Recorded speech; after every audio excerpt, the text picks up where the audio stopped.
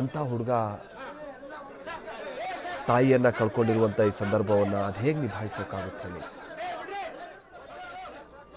ಆ ಎಲ್ಲ ಜವಾಬ್ದಾರಿ ಕೇವಲ ವಿಜಯ ರಾಘವೇಂದ್ರ ಅವ್ರ ಮೇಲೆ ಮಾತ್ರ ಅಲ್ಲ, ಇಡೀ ಕುಟುಂಬದ ಮೇಲಿದೆ. ಈಗ ಇಡೀ ಕುಟುಂಬದ ಮೇಲಿದೆ.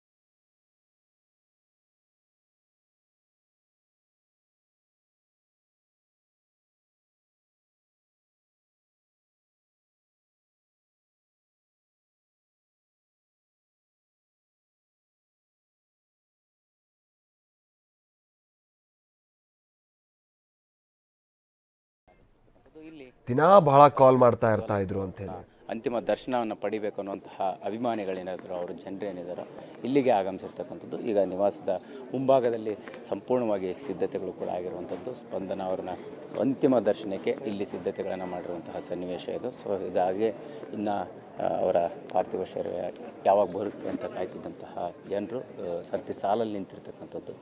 ಈಗ ಒಂದಿಷ್ಟು ವಿಧಿವಿಧಾನಗಳನ್ನು ಕುಟುಂಬಸ್ಥರು ನೆರವೇರಿಸ್ತಾ ಇರ್ತಕ್ಕಂತಹ ದೃಶ್ಯಾವಳಿ ಕೂಡ ನಿವಾಸದ ಒಳಗಡೆ ನಡೀತಾ ಇರುವಂಥದ್ದು. ಮತ್ತು ಆ ನಿವಾಸದ ಮುಂಭಾಗದಲ್ಲಿ ಅವರ ಪಾರ್ಥಿವ ಶರೀರವನ್ನು ಇಡಲಿಕ್ಕೆ ಸಕಲ ಸಿದ್ಧತೆಗಳು ಕೂಡ ಆಗಿರತಕ್ಕಂತಹ ಒಂದು ದೃಶ್ಯಾವಳಿ.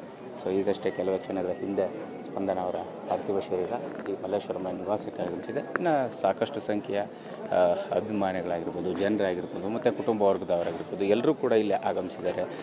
ಸಹಜವಾಗಿ ಒಂದು ಅಂತಿಮ ದರ್ಶನವನ್ನು ಪಡಿಬೇಕು ಅನ್ನುವಂಥ ನಿಟ್ಟಿನಲ್ಲಿ ಇಲ್ಲಿ ಕಾಯ್ತಾ ಇರುವಂತಹ ಜನರಿದ್ದಾರೆ. ಬೇರೆ ಬೇರೆ ಭಾಗಗಳಿಂದ ಕೂಡ ಬಂದಿದ್ದಾರೆ. ಸೊ ಹೀಗಾಗಿ ಏನಂತಂದರೆ ಇಲ್ಲಿರುವಂತಹ ಜನರು ಅವರ ಒಂದು ಅಂತಿಮ ದರ್ಶನಕ್ಕೆ ನಿಂತಿರ್ತಕ್ಕಂಥದ್ದು, ಸರತಿ ಸಾಲಲ್ಲಿ ನಿಂತಿರ್ತಕ್ಕಂಥದ್ದು. ಅವ್ರನ್ನೇ ಮಾತಾಡ್ಸೋಣ. ಮೇಡಮ್, ಅವರ ಅಂತಿಮ ದರ್ಶನಕ್ಕೆ ಬಂದಿದ್ದೀರಿ, ಏನು ಹೇಳ್ತೀರಿ ಅಂತ? ತುಂಬ ಬೇಜಾರಾಗುತ್ತೆ. ಹೋಗೋಂಥ ಏಜ್ ಅಲ್ಲ, ಯಾಕೆ ಇಷ್ಟು ಬೇಗ ಹೋದ್ರು ಅನ್ನೋದು ತುಂಬ ನೋವಿದೆ. ಆ ಒಂದು ಅವ್ರದ್ದು ನಗು ಇದೆಯಲ್ಲ, ಆ ನಗು ನೋಡಿದ್ರೆ ನಮಗೆ ಮತ್ತೆ ಅಪ್ಪಣ ಅವಾಗವಾಗ ನಮಗೆ ಜ್ಞಾಪಕ ಬರ್ತಾನೆ ಇದ್ದಾರೆ.